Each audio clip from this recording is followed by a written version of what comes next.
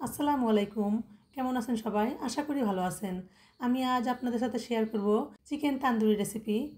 তো এই চিকেন তান্দুরিটা দেখতেও যতটা সুন্দর লাগে আর খেতেও কিন্তু অসম্ভব মজা হয়।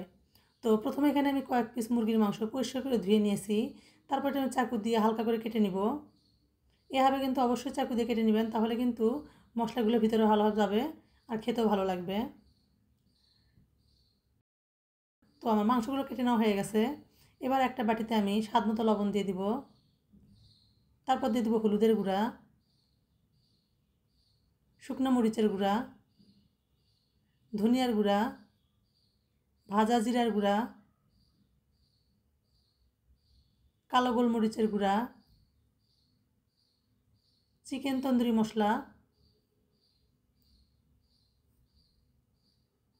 আদা বাটা, রসুন বাটা, লেবুর রস। অবশ্যই কিন্তু এখানে লেবুর রসটা দিবেন। লেবুর রসটা দিলে কিন্তু চিকেন থেকে কোনো বাজে গন্ধ লাগবে না। তারপর আমি এখানে সয়াবিন তেল দিয়ে দিব। আপনারা চাইলে এখানে কিন্তু সরিষার তেলটা দিতে পারেন। তো এবার আমি মশলাগুলো হাত দিয়ে ভালোভাবে মেখে নিব।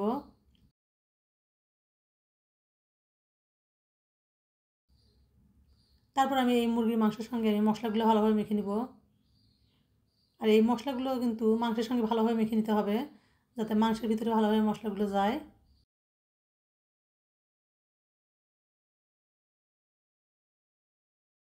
তো মশলার সঙ্গে ভালোভাবে মেখে আমি ঢেকে রেখে দেবো 1 ঘন্টা। আপনারা চাইলে এটা এভাবে কিন্তু ডিপ ফ্রিজের এয়ারটাইট বক্সে সংরক্ষণ করে রাখতে পারেন। আর বিকেলের নাস্তায় কিন্তু এটা ঝটপট ভেজে দিতে পারেন। তো 1 ঘন্টা পর এটা আমি আবারও ঢাকনাটা খুলে ভালোভাবে মেখে নিব।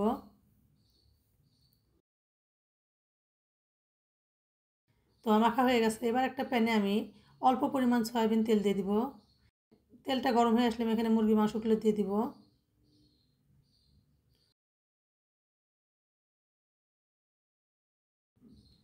তারপর এটা আমি ঢাকা দিয়ে অল্প আঁচে মাংসটা সিদ্ধ হওয়া পর্যন্ত রান্না করে নিব।